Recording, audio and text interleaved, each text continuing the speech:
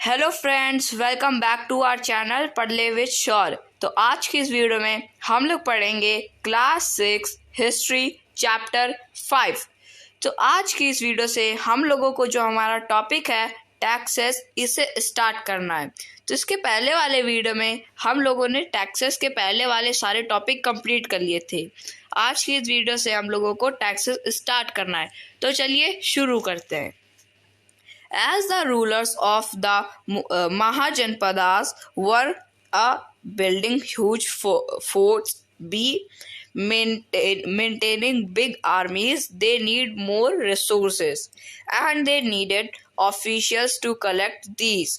So instead of depending on occasional gift brought by people, as in the case of the Raja of the Janpadas, they started collecting regular tax on crops, taxes on craft persons, herders paid taxes as animal produce, taxes on goods through trade.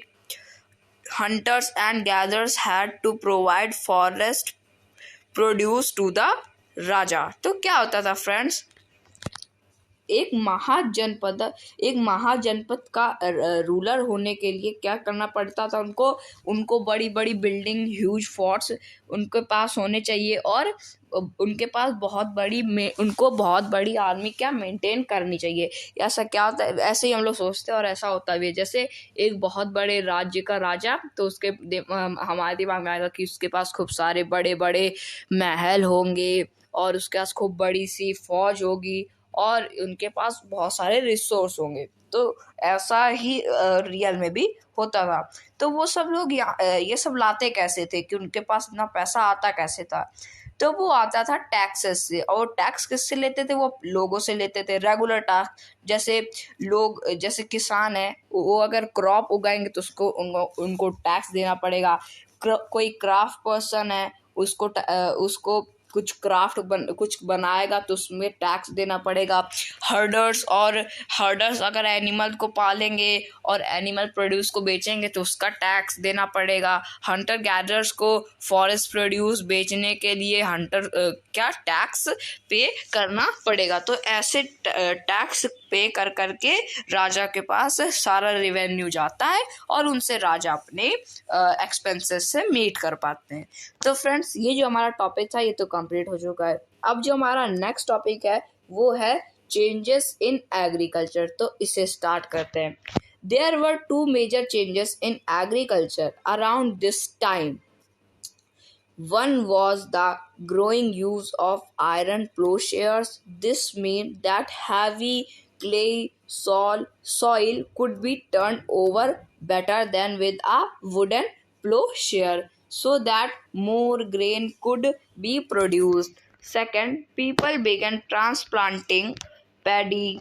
This means that instead of scattering seeds on the ground from which plants would sprout, saplings were grown and then planted in the fields. This led to increased production as many more plants survived. तो क्या होता था कि जो agriculture है उसमें क्या change आ गया, कैसे? तो यहाँ पे दो मेजर चेंजेस आए एग्रीकल्चर में उस टाइम पे। पहला क्या था? पहला ये था कि जो the growing use of the iron ploughshares, यानी कि उस टाइम में क्या होता था कि अब जो एग्रीकल्चर है उसमें प्लोशेयर्स का क्या यूज़ होने लगा। वो पहले लकड़ी के आते थे, अब आयरन प्लोशेयर्स का यूज़ होने लगा, जिसका मतलब है कि हैवी और क्ले सॉइल को भी क्या आसानी से और अच्छे ढंग से क्या उसे भी हम लोग टर्न कर सकेंगे, टिल कर सकेंगे।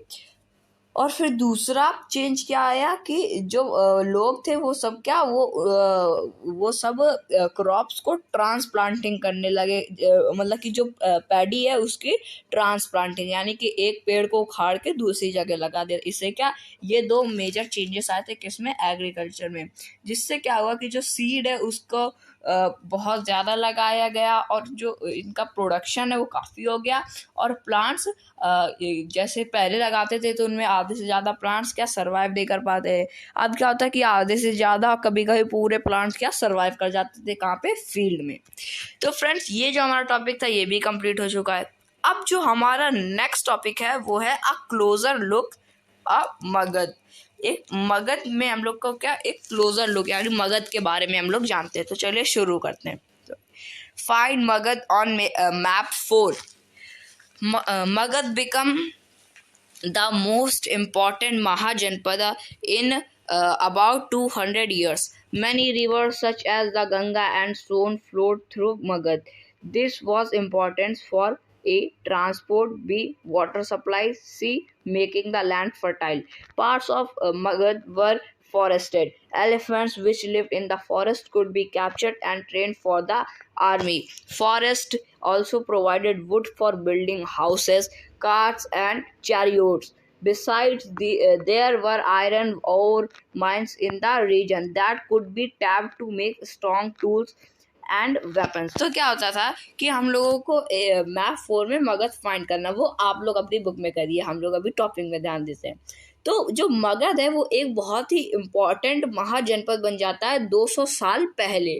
क्यों? क्योंकि यहाँ पे बहुत सारी क्या नदियाँ बहती थी, जैसे कि गंगा और सोन, कहाँ से, मगध में बहती थी। और ये इम्पॉर्टेंट हो गया किस लिए, इसके कुछ रीजंस है, 3 रीजन है। जैसे ये मतलब कि ये इम्पॉर्टेंट हुआ किन किन क्षेत्रों में, किन किन फील्ड में। A transport, B water supplies. Transport कैसे, अब पानी जहाँ होगा वहाँ फर्टिलिटी होगी तो वहाँ पे खेती होगी, इंसान ज़्यादा होंगे, लोग खाएंगे वहीं रहेंगे, अच्छा रोड बनाएंगे तो उससे क्या ट्रांसपोर्ट हो गया। फिर दूसरा वाटर सप्लाई। अब यहाँ पे बहुत इंपॉर्टेंट मतलब कि बहुत लार्ज जिनमें बहुत ज़्यादा पानी रहता है वो नदियाँ फ्लो करती, जैसे गंगा, सोन। तो ये सारी क्या मगध से जाती है, तो यहाँ पे वाटर सप्लाई खूब हो गया। अब फिर तीसरा मेकिंग द लैंड फर्टाइल। अब जब जहाँ पानी होगा वहाँ तो क्या, अब जैसे गंगा, सोन इतनी बड़ी बड़ी नदियाँ जा रही, इनमें खूब सारा पानी होता है, तो ये क्या आसपास की मिट्टियों को क्या ठंडी कर देंगे, गीली कर देंगे, इसमें वाटर चला जाएगा पानी, तो इससे क्या होगा, जो सॉइल है वो क्या फर्टाइल हो जाएगी।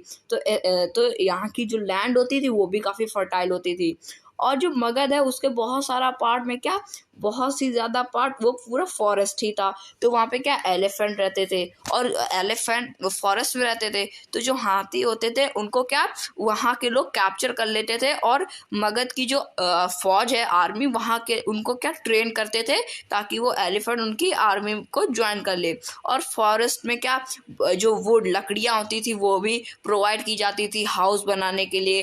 कार्ट्स यानी कि एक रेल मतलब गाड़ी नहीं होती, जैसे कार्ट्स, बुलक कार्ट, तो बुल तो नहीं बना पाएंगे, लेकिन बुलेट कार्ट जो होती पीछे वाली कार्ट वो बना सकते हैं। दूसरा और चैरियोट्स यानी रथ बना लेंगे, तो ये रथ बनाते थे। और साथ में क्या होता था, यहाँ पे कई सारी आयरन ओर की माइंस भी होती थी, जिनसे क्या होता था कि ये लोग उसको निकालते थे और उनसे स्ट्रॉन्ग टूल्स, वेपन्स बनाया करते थे। टूल्स, वेपन सब वहीं से बना लिया करते थे। फिर क्या होता है, Magadh had 2 very powerful rulers, Bimbisara and Ajatashatru, who used all possible means to conquer other Janpada. Mahapadma Nanda was another important ruler. He extended his control up to northwest part of the subcontinent. Rajgriha, present-day Rajgir in Bihar, was the capital of Magad for several years. Later, the capital of shifted to Pataliputra, present day Patna. तो क्या होता था कि जो मगध है वो उसके दो पावरफुल रूलर्स होते थे। पहला क्या, बिम्बिसार, और दूसरा अजातशत्रु, यानी कि जो मगध है उसके 2 राजा हुआ करते थे, बहुत इंपॉर्टेंट और बहुत ही ज़्यादा पावरफुल। पहले का नाम बिम्बिसार और दूसरे का नाम अजातशत्रु। ये बहुत इंपॉर्टेंट है, आप लोग याद कर लीजिए।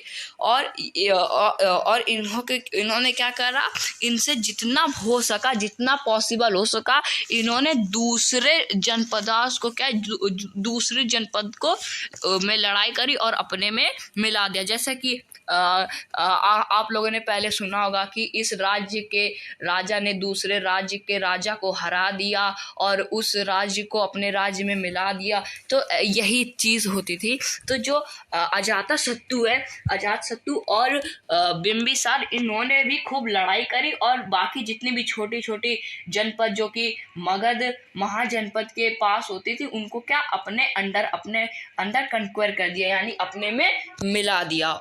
और फिर क्या हो गया कि इसी कॉन्टिनेंट में एक और राजा थे, कौन, महापद्म नंदा, जो कि एक अनदर इम्पोर्टेंट रूलर थे। इन्होंने भी अपना कंट्रोल नॉर्थ वेस्ट पार्ट, मतलब कि इन्होंने इतना एक्सटेंड करा कि पूरा नॉर्थ वेस्ट पार्ट जो था कॉन्टिनेंट का वो इन्हीं ने ले लिया। और जो क्या राजगृह, जिससे हम लोग प्रेजेंट डे में राजगीर कहते हैं, जो कि बिहार में है, वो क्या कैपिटल होती थी किसकी, मगध की।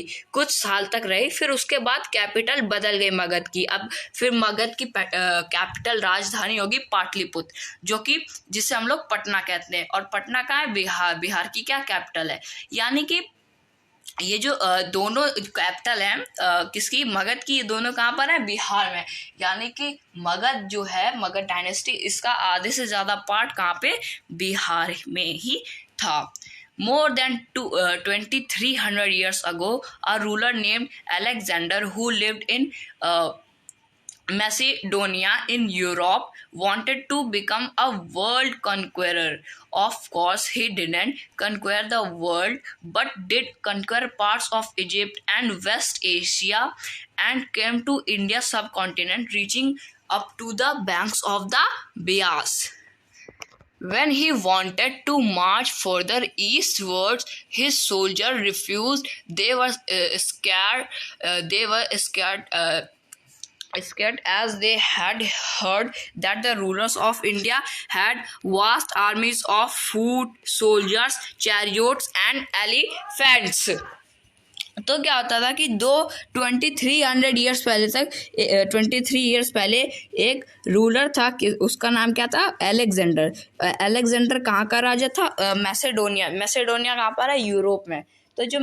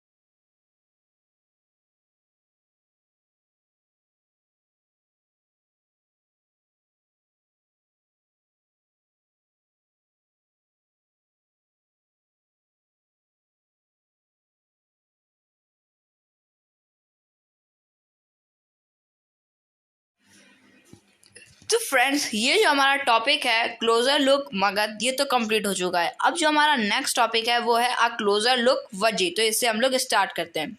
While Magadh become a powerful kingdom, Vajji with its capital is Vaishali, Bihar, was under a different form of government known as Gana और सांगा। तो क्या होता है कि जब मगध बहुत ही ज़्यादा पावरफुल किंगडम बन रहा था, तो जो वज्जी है और उसकी जो कैपिटल है वैशाली बिहार में, वो क्या, वो डिफरेंट फॉर्म ऑफ गवर्नमेंट के अंदर आ रही थी, जिसे हम लोग क्या, गना और सांगा के नाम से जानते हैं। इन a gana or a sangha there were not one but many rulers and each one was known as Raja. These Raja performed rituals together.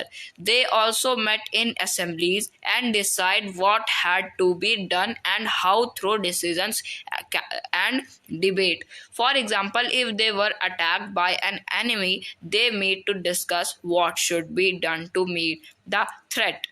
However, women dasas and Kammakaras could not participate in these assemblies. Rajas of powerful kingdom tried to conquer the Sanghas.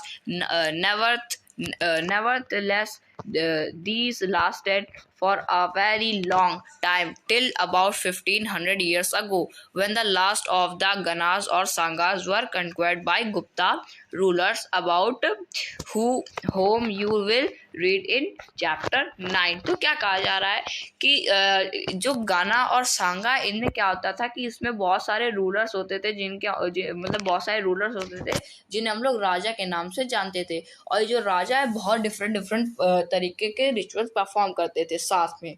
और ये लोग क्या कई सारे decision debate भी करते थे, जैसे कि फॉर एग्जांपल एक एनिमी है, मतलब कि उनका एक दुश्मन है और उस दुश्मन ने इनके ऊपर क्या अटैक कर दिया, तो ये लोग क्या साथ में बैठकर डिबेट करेंगे, डिसीजन लेंगे कि अब हमें क्या क्या करना चाहिए अपने एनिमी से बचने के लिए।